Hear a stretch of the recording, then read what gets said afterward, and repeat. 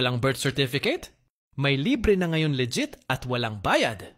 Ngayong 2025, patuloy ang programa ng Philippine Statistics Authority, PSA, na tinatawag na PhilSys Birth Registration Assistance Project or PBRAP.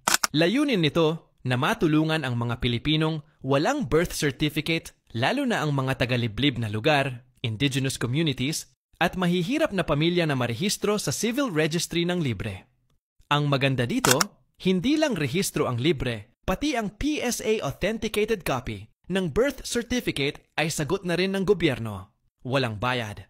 Wala ring penalty kahit late registration pa yan. Sa ilalim ng programang ito, may mga barangay na binibisita ng PSA Caravan para makapag-process on-site. Kasama na rito ang data capture para sa National ID, PhilSys.